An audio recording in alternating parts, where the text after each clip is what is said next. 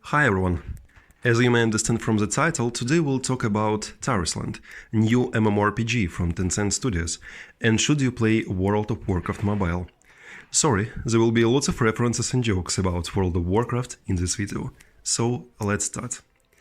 If you have missed all the story with Blizzard Entertainment, here is a little recap you need to know to understand the context.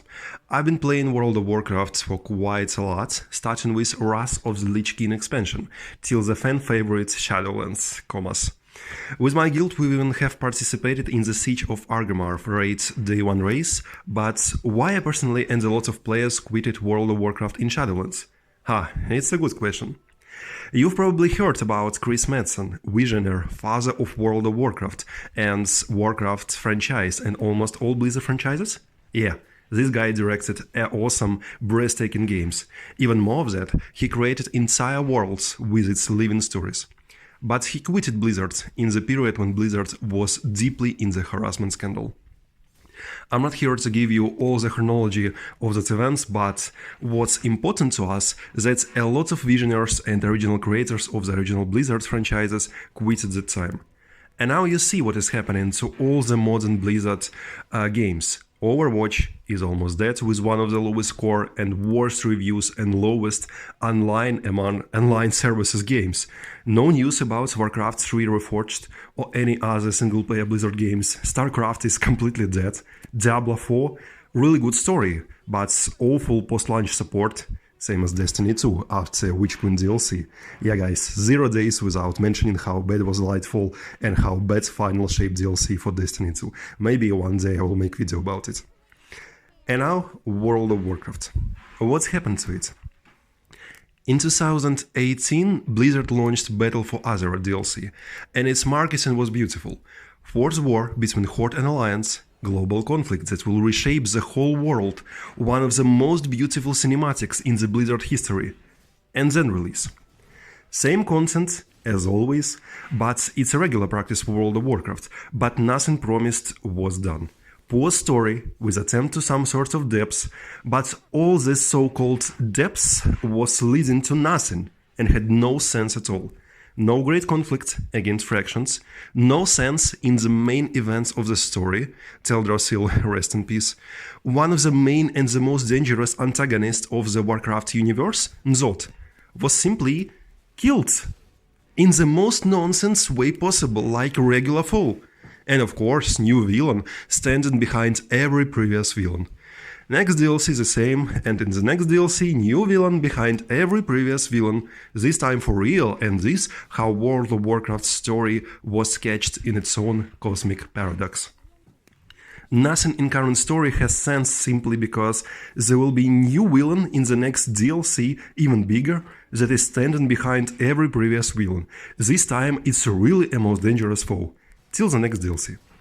Same is happening with the Destiny 2 currently and its Final Shape DLC. If you are playing this game and reading lore, you know that. But the most important here is two scandals with Activision Blizzard. One inside the studios, second with China, that will lead to Tarisland creation. During the time after firing lots of people from the company, connected with the people that were involved in the harassment scandal, Blizzard, like many other game industry studios, decided that their fantasy universes with its own fantasy rules should reflect real-world rules and politics. And this is how all the shit show started. Blizzard deleted very funny Robin Hood Easter egg quest where white men saved women, because in their opinion it was a harassment. They changed all the pictures in the taverns with female characters into pictures of fruits and vegetables, changed a lot of lines in the dialogues like Garrosh's words to Sylvana in one of the storylines, and started to manifest agenda-inspired facts that are simply not working in World of Warcraft and lead to nothing. It was simply just the fact for the fact, just to show what? Yes, Chromie, I'm watching at you and your gender change manifestation. That the company don't want to have anything in common with the old Blizzard? Then create something new, but do not try to rewrite the universe with its own rules, spoiling everything in it. But current Blizzard is not able to create something original, how you can see in the past 5 years. You may say, But you yourself have told that Diablo 4 is a good game? Yes, its story is really good. But it was directed by Rod Ferguson, same guy who helped Ken Levin, creator of the Bioshock, to make the game and who literally saved Bioshock in general from the production hell. So what do we have now? World of Warcraft is lacking new mechanics. Devs recently officially claimed that they are working with the advisor from ZeniMax Online Studios, creators of the wonderful story-oriented MMORPG Elder Scrolls Online, on new mechanics and on future of the franchise. To save the game with its extremely fast falling online and reputation, Blizzard even asked Chris Metzen to become creative advisor of World of Warcraft franchise, to try to save at least some reputation of the company. And it's all with the same story, with the new grand villains standing behind every previous villains. And now the second conflict, with China. Several years ago, Blizzard had a partnership with two Chinese companies, NetEase and Tencent. With NetEase, they created awful donating trash called, Diablo Immortal. Mobile game parasiting on the Diablo franchise, and based on the leaks of many trusted insiders, they had been working on some mysterious mobile project in World of Warcraft universe with Tencent Studios, on one of the biggest Chinese companies. But something went wrong, and Blizzard was kicked off from China and its all franchises and contracts. You may also remember how big Orc's statue near Blizzard's office was demolished in China, and how NetEase launched Green Sea product. In China, Green Sea, it's an idiom, means very cunning and sly person that can easily throw you down in any common business. And it's a specific of China's market. You can't sell your products on Chinese markets, one of the biggest and the most important markets on the world, without finding Chinese company that will represent you there. By the way, there are lots of very interesting aspects and specifics of the Chinese market, so I highly recommend to read about it for yourself. But when Blizzard had left China and closed Chinese servers of World of Warcraft, preventing Chinese players from playing the games that had been playing for decades, all the cooperation with Tencent was stopped too. But based on many leaks, Tencent decided to keep all the assets of the announced mobile World of Warcraft project and make their own game, simply renaming main characters and main cities. And here is our main topic, Tarisland. So Tarisland, if we are talking in general, is World of Warcraft mobile. Everything World of Warcraft fans were dreaming for almost 25 years, yeah? You can play it on PC too, but I will take mobile version of the game. And what do we see at launch? Awesome optimization, even despite I am playing on a quite powerful device, Huawei MatePad 11 2021. This is running Call of Duty Mobile, Pascal's Wager, Titan Quest, Rainbow Six Mobile, Call of Duty Warzone Mobile on high or ultra every game in 60 FPS. Graphics here are quite cartoony, but modern World of Warcraft is also turning into Overwatch, becoming less and less realistic every year. Look at the current model of Khadgar or Alexstrasza. World of Warcraft never had a pure realistic visuals, but last several years it's completely lost its original dark fantasy vibe, turning into every second new modern live service game with Fortnite or Overwatch graphics. We're talking about Chinese game, so at the most beginning you see beautiful characters. This is very rare thing nowadays, especially with the modern Western game industry and modern woke agenda. Don't get me wrong, I'm not against LGBT characters. I love Dorian from Dragon Age Inquisition and awesome Judy Alvarez from Cyberpunk 2077, but to love these characters, something should be behind the characters. Deep story for you to love the characters. And in the past 5 years, sadly, almost all such characters in the whole media are simply characters to manifest something, not to tell the story. And game, movie, book, etc. should at first tell a good story, not to be a pure nonsense manifestation for the manifestation. First things, we see in Tarisland our alliance ship with the same texture and the same texture Horde airship from the World of Warcraft Legion expansion opening cinematic with a little updated textures. And now with the characters creation screen we see the main difference. There are no fractions in Tarisland, Even despite main logo of the game looks like the horse sign.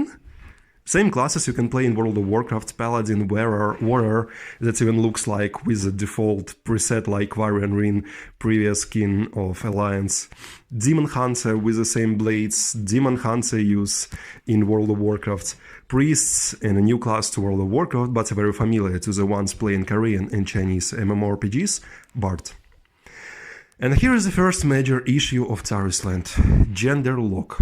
If you want to play warrior, for example, you can be only male human, ranger or hunter, only female knight elf. Maybe developers will change something in the future, but currently gender and race lock. The game puts you into tutorial epic mission when you can try battle system, and it's quite good at the first glance, but we will talk about it a little bit later and its main issue. It's the same like in the World of Warcraft, you need to aim at the enemy first, then your character starts to auto-attack enemy, and you can use skills that time. I've tried Warrior and Tarisland's version of Demon Hunter, and it's not only the same skill, but even the same animations from World of Warcraft. The game introduces party fights system we will experience in dungeons and raids here, and it's exactly the same like it's in World of Warcraft and many other MMORPGs. Group ready check, boss mechanics from World of Warcraft Classic, share damage in group or kite something out of group, pretty standard, but they are very easy to read due to the very nice UI.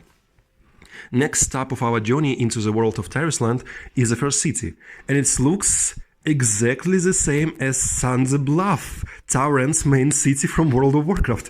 It's even populated by the creatures, half men, half bulls, but that look exactly like Taurens from World of Warcraft. Next city we will visit a little bit later looks the same like legendary city flying in the sky, Dalaran. All World of Warcraft fans are very familiar with. Then we keep doing main storyline, and it's another very important aspect because a World of Warcraft narrative evolved through the years. If we take World of Warcraft Classic and the expansions up to Cataclysm, most of the World of Warcraft quests were read unvoiced text from the NPC, kill 5 wolves or collect 5 berries, and here you are, world is saved. Of course, there were cutscenes in World of Warcraft even that time, but still, most of the quests shared the same structure and gameplay pattern. Since Mist of Pandaria expansion and even since some parts of Cataclysm expansion, quest system started to improve. Different quests appeared in the game, different mechanics, interactions, even voice dialogues. If we talk about Tarisland, it's a mixture of classic World of Warcraft storytelling with some aspects of the renewed World of Warcraft's narrative.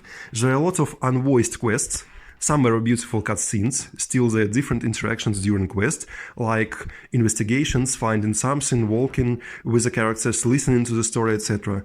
Cutscenes looks good with decent animations, developers really put efforts and money in its creation.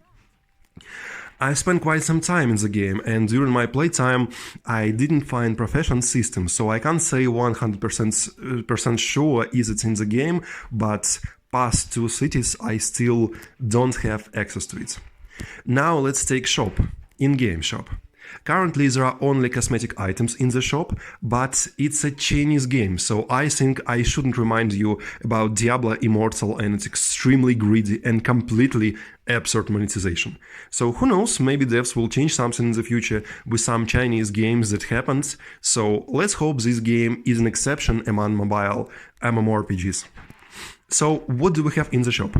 I'm playing Demon Hunter-like character, and in the shop I see, what do you think? Mostly the same items I've been farming in World of Warcraft years ago. Here you can find Azenath blades, Dark Priest sets, even Xalatat blades, that was an artifact weapon for Dark Priests in World of Warcraft Legion expansion. You probably wonder, what's about mounts? Mostly the same story. Here you can find World of Warcraft different professions mounts like Goblin Sky Golem, some visual alteration of the Mycena Hawk, max level and max reputation guilds Purple Phoenix, and more. Of course, there are some original mounts and they are more Chinese stylish and looks very decent. During my playtime, I've seen in the dungeon roster only something about 10 dungeons. That is very little for such a game, still it's a new game. So we will definitely see more in the future. Dungeon I've played presented me the same mechanics I've experienced in World of Warcraft Classic dungeons, and some from the modern World of Warcrafts. And here is the most important issue of the combat system. Game trying to copy World of Warcraft's mechanic when you need to aim target before attacking it. And the game have auto-aiming random enemy mechanics. And in the open worlds, you don't have any problems with that, because a lot of ads standing quite far from each other, and they're dying fast enough. But in the dungeons, ads are more tough. There are some mechanics why you want to target particular ad, and in addition to that, you also have boss you also need to be careful with. And when ads stacking on you, it's simply impossible to target particular ad because they're literally standing in one spot. And you simply can't target the art you want, ending, standing and pressing all AoE skills, hoping this trash pack will die as soon as possible. On mobile platform, it's not playable, especially on the higher difficulty of the dungeons, so developers should address this as soon as possible. At least what they can do is to add a button to change aim from one enemy nearby to another. Current controls are simply not working, especially as already said, in dungeons in crowds of enemies. Next stop of my adventure was Dalaran City. It looks the same, so I will call it Dalaran. I've been playing World of Warcraft for years, so for me it's Dalaran, and here we see dwarf character. Still there are no dwarfs in the character creation menu for some reason. And then visiting Dalaran's library with the same decoration inside. Currently, what I've seen in the game, there are not much content, and the world is quite little, especially in comparison to World of Warcraft or ESO, even without DLCs, so I hope devs will add more locations, endgame activities, etc. So, what can I say about Tarisland? A lot of World of Warcraft fans were dreaming for years about mobile version of their beloved game, and especially due to the whole bunch of problems and issues, current version of World of Warcraft is suffering from poor story, same never-changing mechanics to cuts of the content, lore retcons, agenda manifestations that break in story and lore, etc. Even graphics looks much better, even despite the fact it's a little bit more cartoony and Fortnite-like, especially comparing with World of Warcraft that graphically almost not changed through the years. And don't forget that Tarisland is completely free. That is also a very big selling point in comparison with World of Warcraft. Currently, there are not much content behind beautiful textures, and in general, Tarisland can't give you something you've never experienced in other MMORPGs, even in World of Warcraft alone.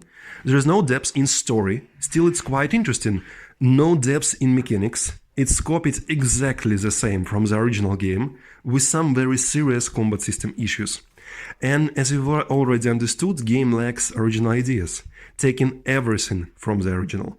I'm not even comparing Tarisland to Elder Scrolls Online, where depth in everything, from storytelling that is much better than in offline Elder Scrolls games, but also in mechanics. Take, for example, Depths of Malatar Dungeon, Bedlam Vale, Vatishan Hollows Arena, Lucent Citadel Brand New Trial.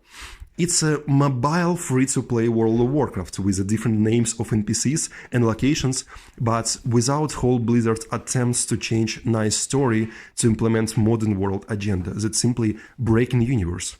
With better graphics, much less amounts of content, some very serious issues like targeting combat system and every race and gender lock to particular class limiting customization, currently without pay to win. It's a nice game if you are a World of Warcraft fan and you've been waiting for mobile version of your favorite game for ages, or simply want some nostalgia in the rollouts on your mobile device, but game currently can't offer you something unique or original. So, thank you guys for watching this video. Don't forget to click the like button if you was interested to listen and it was interesting to you to listen the whole long story of World of Warcraft's downfall in my exploring and comparing every stone in Tarisland to its original game. And don't forget, of course, to subscribe for the channel if you want more videos like this.